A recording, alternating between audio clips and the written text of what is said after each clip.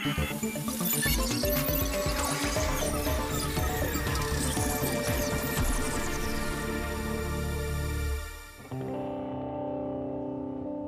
2016, the Indian gaming scene in general was still on the up and up. Back then, esports essentially meant going to your local gaming cafe, winning 2,000 rupees, and that's your weekend done. Historically, Indian teams have never done well in international tournaments. Most of them lost with embarrassing scorelines. One of the reasons that the Indian scene has always been sort of self-contained, and then you couple that with purchasing power in a country like India, not having access to performance machines. We really had to import expertise. OpTic gaming was essentially the embodiment of every bedroom gamer's dream. It was very important to me to make sure that India was a focal point. I thought there was a huge potential there.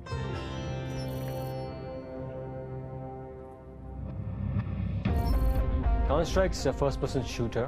One of the biggest esports on the planet with a legacy of over 20 years. In India specifically, Counter-Strike has been well received. The goal of the OpTic India project was firstly to become the best team in India as soon as possible, and then put India on the map. This could be finally India's chance at actually having a shot at an international title. Community was excited because we are Indians and we are passionate about everything we love. We decided to do a tryout process. The idea was that we wanted to build a squad from the ground up. We've never actually done a selection process like this. I don't think many teams have done this anywhere in the world, right? And the fact that you guys are here, we're making history, okay? Thousands and thousands of people applied for it. It was an opportunity that nobody really wanted to miss out on. All these gamers who had been playing for years and years and years without any major achievements under their belt, all those underdogs had a chance. You had players traveling from remote cities to the LAN venue in Bangalore, and then you had these players that we had never heard of. They selected me trying out for those 5 slots.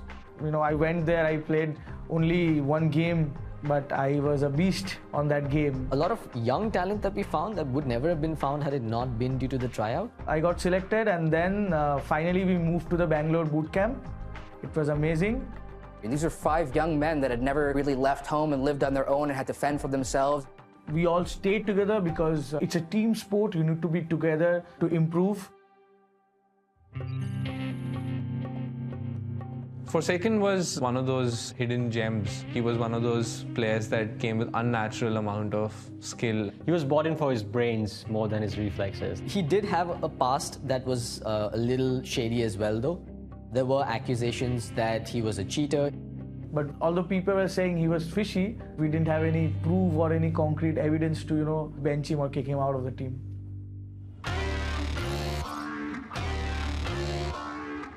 One of our biggest events coming up was one tournament in Shanghai. We had to qualify in India first.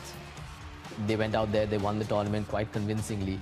And all eyes were on OpTic, like, hey, these guys have some stardust that it's sprinkling on their players that's working.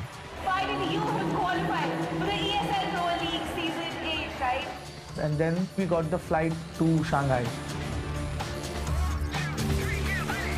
It was the first time the players were flying international. They were, going to this big tournament, and everything was on the table, right? We were representing India now. The Zawi tournament is one of the best opportunities for Indian teams to compete against the best Asia has to offer. 3, 2, 1, let's go! We played Vietnam, must-win game for us. And I was having a very good game. I was, single-handedly destroying them. OpTic India were just one map away from winning. It was halfway through the map when we noticed that the admins had called a pause. That usually happens when, say, the monitor goes off, or somebody's device is not working, or the internet is lagging. But it was lasting way longer than a normal technical pause. We saw not just one admin, but slowly a second admin, and then probably 5 minutes later, a third admin. There's like a little bit of a scuffle. At that point in time, we kind of knew that this was not going to end well. Holy I was like, this is real. This guy, this kid, my player, has been caught cheating. And everything kind of just went black. He cheated while representing one of the biggest orgs in the world, while competing in one of the largest tournaments in Asia. It is quite a 1 in a million kind of incident.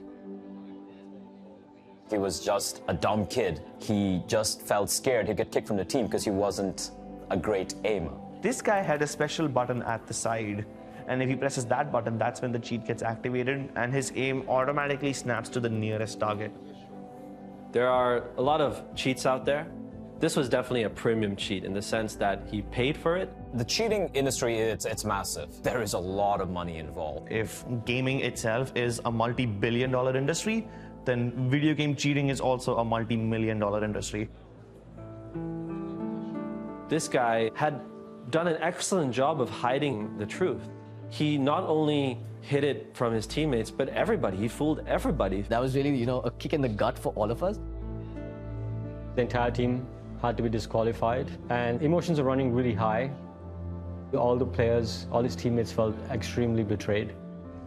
I was crying the whole time holding the Indian flag. And I don't know what to do, what to say.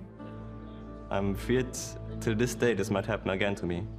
Even today in the tournaments and the tactical timeouts, I feel a shot shock. It's just for 1 second, but it's still there.